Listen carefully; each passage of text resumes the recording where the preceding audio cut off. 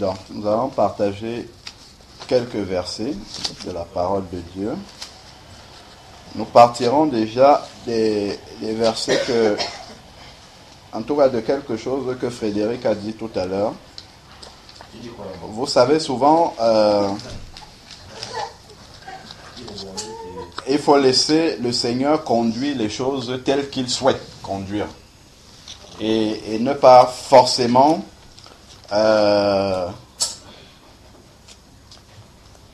avoir ses propres idées en tête. Parce que le Seigneur souvent a des messages qu'il veut communiquer aux personnes en fonction de la situation, du contexte présent des personnes qui sont là.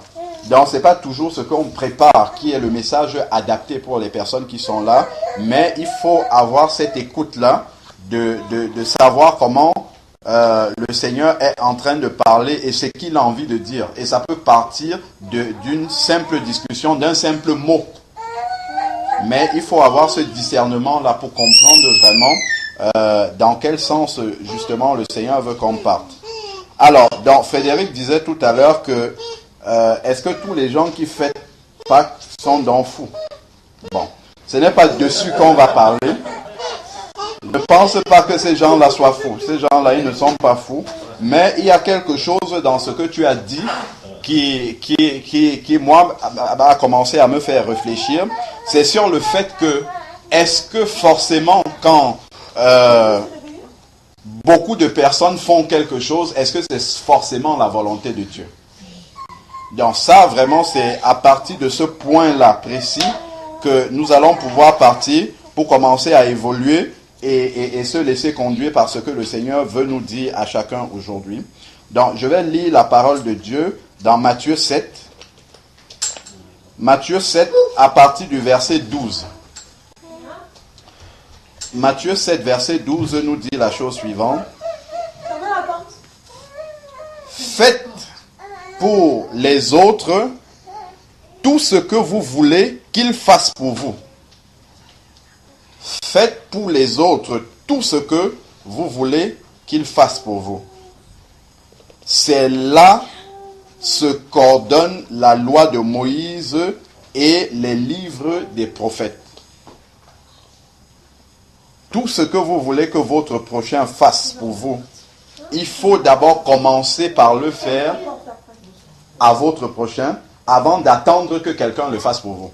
Parce que souvent, et ça c'est naturel chez l'homme, on a très vite fait de reprocher quelque chose à quelqu'un, alors que soi-même, on est peut-être encore pire que la personne.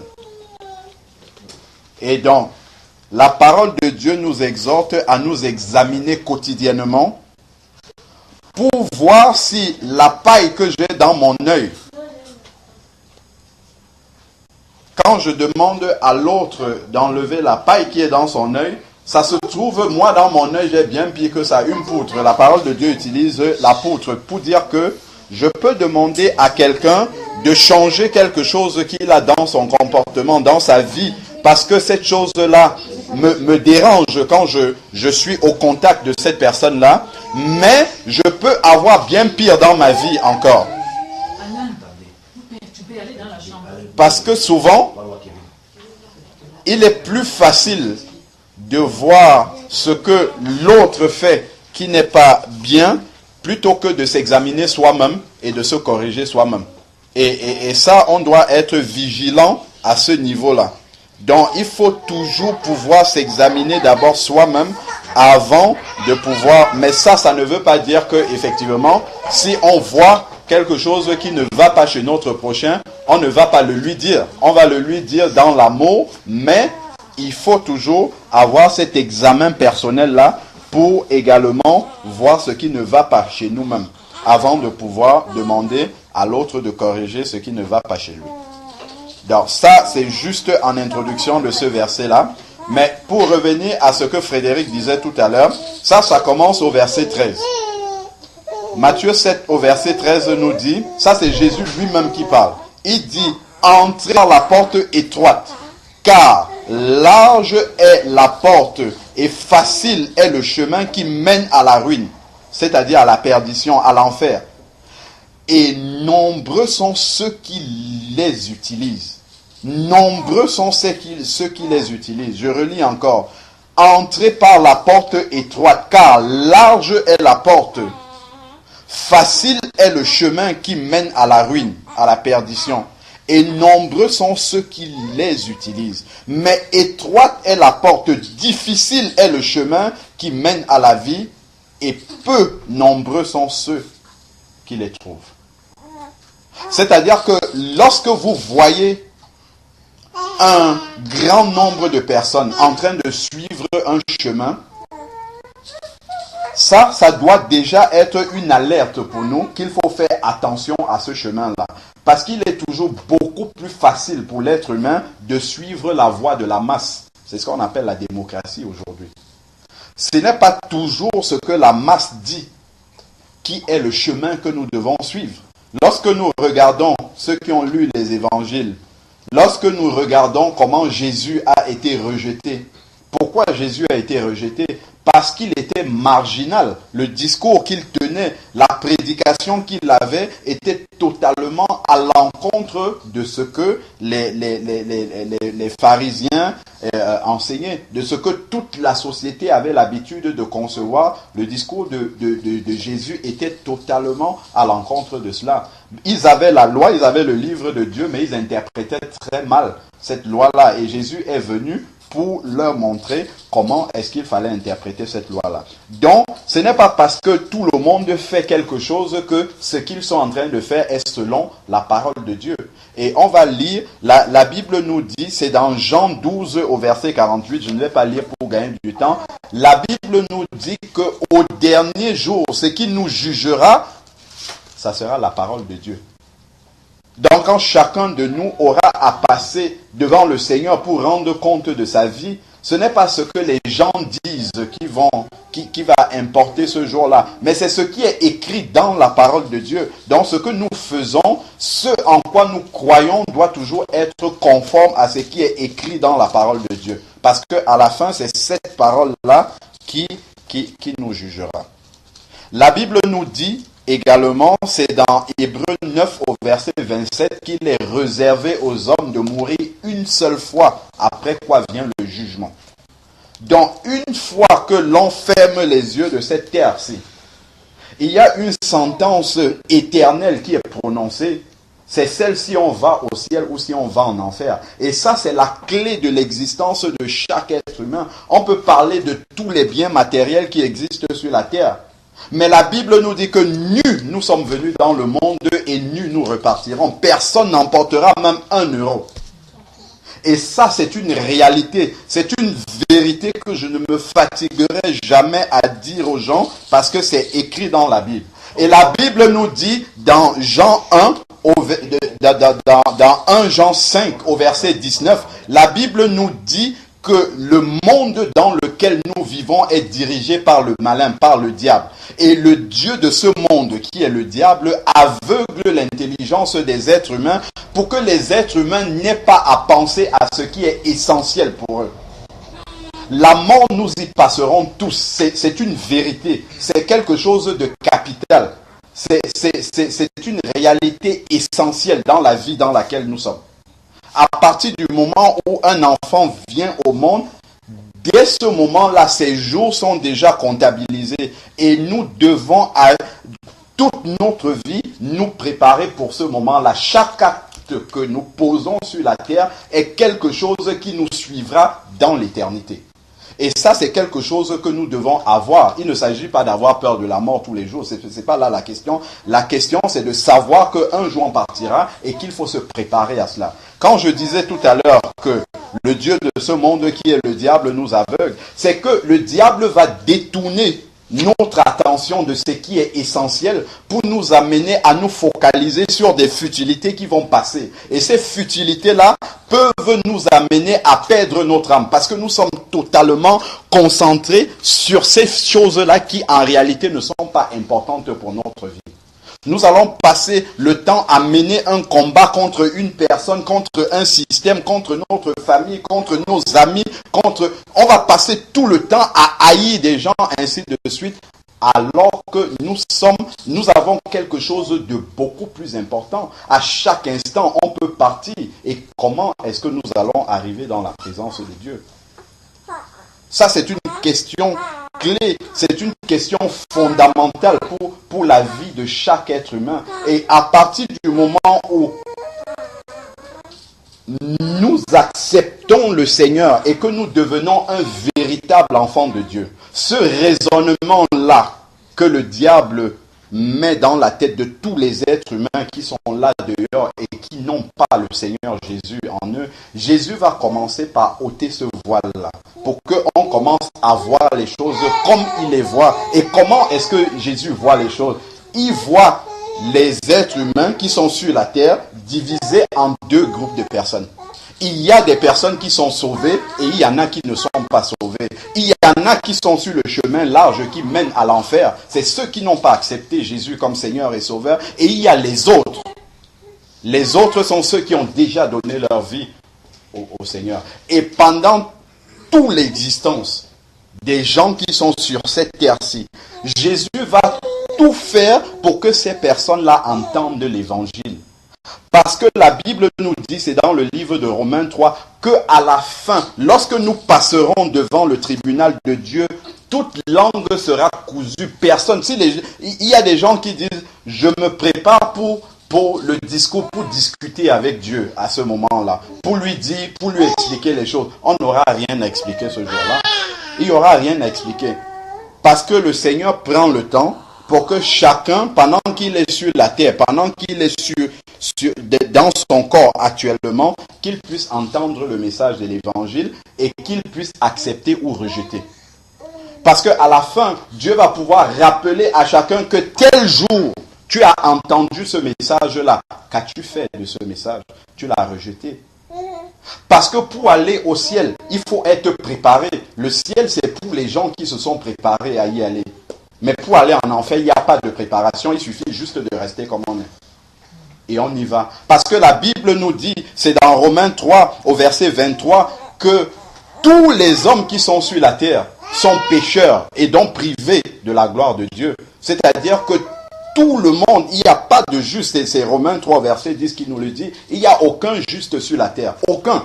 Donc quand je fais des reproches à ma soeur, je fais des reproches à mon frère, je fais des reproches à... Moi-même, je ne suis pas juste déjà. Il faut qu'on le sache. Il n'y a aucun juste sur la terre.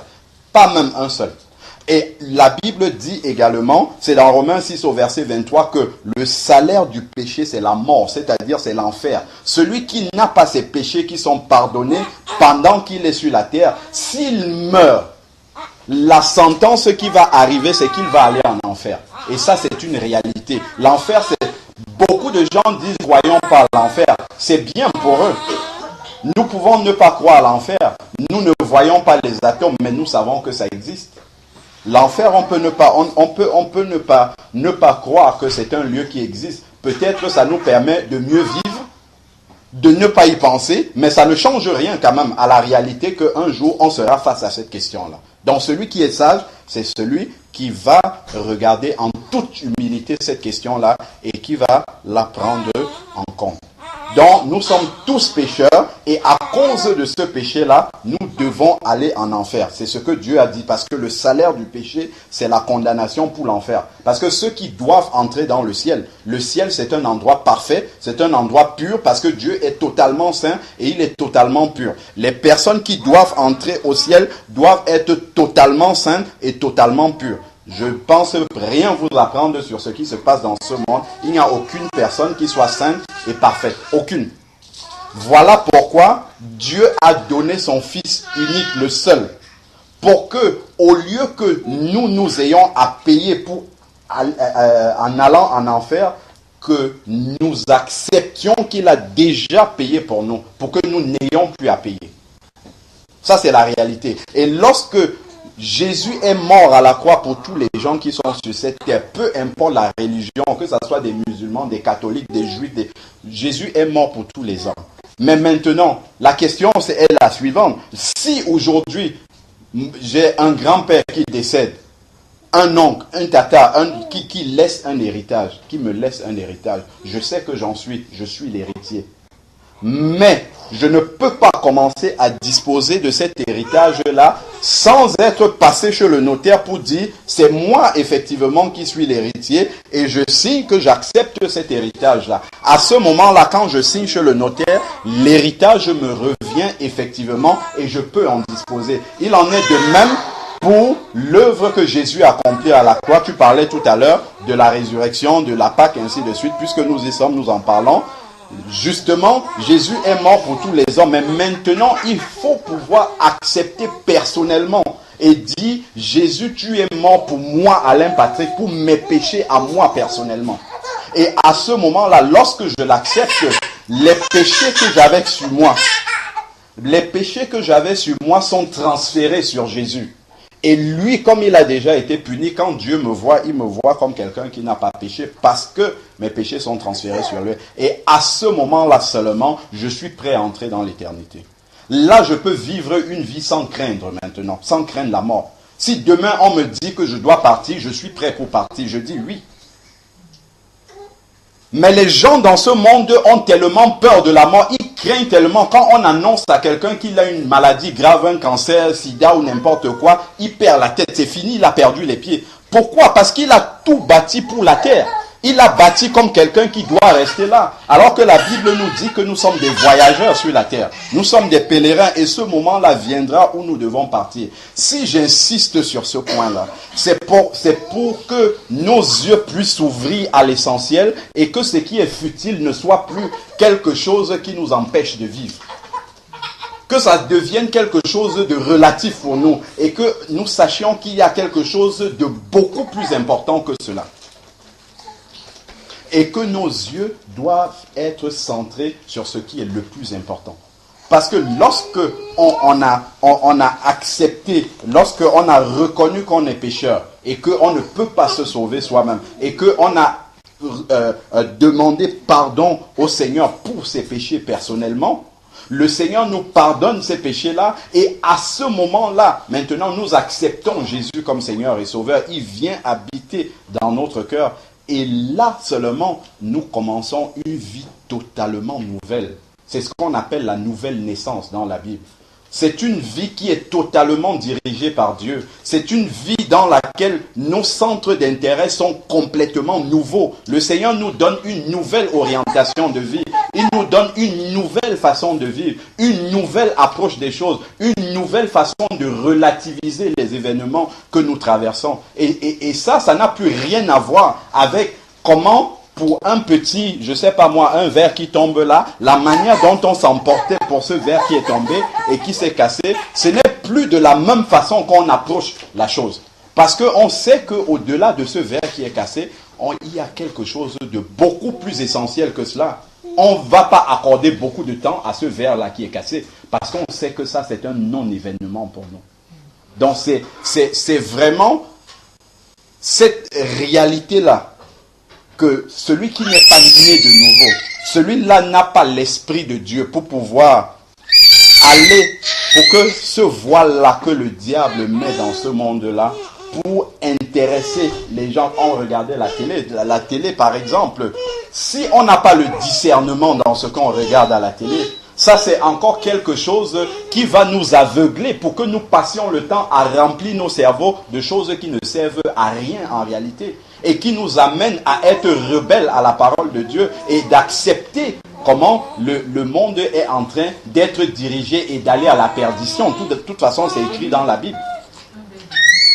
Donc, il faut pouvoir utiliser tout ce que nous avons, mais avec le discernement. Si on n'a pas ce discernement-là, si le monde est contrôlé par le diable, tel que nous dit la Bible, ça veut dire que toutes ces choses-là que nous avons à disposition sont là pour accomplir le plan du diable. Mais ceux qui sont les enfants de Dieu, ils ont le discernement pour utiliser ces mêmes choses-là, mais comme ils ont le discernement de Dieu, Dieu leur montre des choses qu'il faut éviter.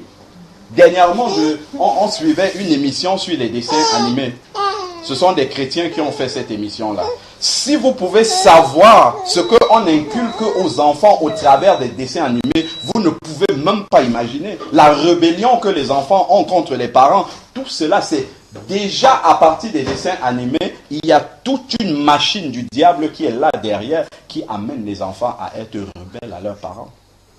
Mais on regarde ça sans discernement, sans approche. C'est sur de petites choses comme ça que celui qui est un véritable enfant de Dieu, Dieu commence à lui ouvrir les choses dessus. Attention, ne laisse pas l'enfant regarder n'importe quel dessin animé. Il faut regarder avec lui pour voir ce qu'il suit. Ne laisse pas l'enfant regarder n'importe quelle émission à la télé parce que ça l'amène à reproduire des schémas qui l'amènent de toute manière dans une voie qui n'est pas la bonne.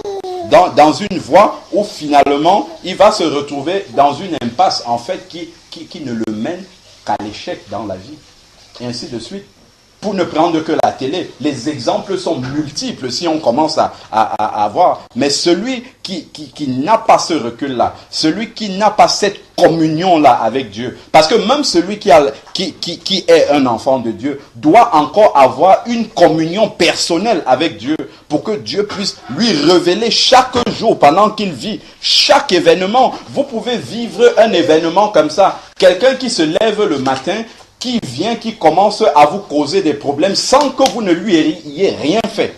Mais ça, c'est simplement le diable qui utilise cette personne-là pour pouvoir puisque vous voulez être une bonne personne, pour pouvoir vous amener sur un chemin qui n'est pas le bon et que vous vous perdiez à deux. Parce que le but du diable, c'est de perdre tous les hommes qui sont sur la terre. Le diable le sait, c'est écrit dans le livre de l'Apocalypse au chapitre 20. Il sait que son jugement est déjà prononcé. Le diable doit aller en enfer. Mais le maximum de personnes qu'il peut amener avec lui, il n'hésite pas à le faire. Et toutes les personnes qui n'ont pas ce discernement de Dieu, qui ne vivent pas justement dans la présence de Dieu pour être éclairées à chaque instant, vont facilement être séduits par tous les pièges que le malin tend sur notre chemin. Donc c'est pour ça que ce que moi je peux dire à chaque personne que je rencontre, c'est que cette personne-là passe, et c'est la chose la plus facile parce que ça ne dépend pas d'elle, passe par la conversion, la nouvelle naissance. Ce sont les quelques étapes que je viens d'expliquer là il y a un instant. Tant que cette chose-là n'est pas réglée dans notre vie, je vous assure, vous pouvez avoir des milliards sur la terre, ça ne vous servira jamais à rien. Jamais, jamais, jamais et jamais. Ça ne vous servira jamais.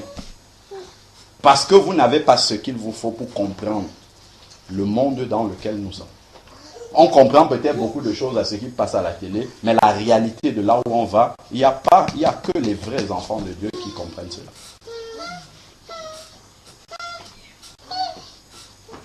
Amen. Donc, j'espère que nous avons bien compris le message. Je vais juste finir par la lecture du livre de Actes, chapitre 17. Actes, chapitre 17, verset 31. Et je vais finir là-dessus. Pour que vous voyez bien ce que je viens de dire tout à l'heure, là, en commençant. Ce qui est écrit dans la Bible. C'est ceci. Acte 17, verset 31. Voilà. Il parle de Dieu ici. Il a en effet fixé un jour où il jugera le monde entier avec justice par un homme qu'il a désigné, c'est par Jésus.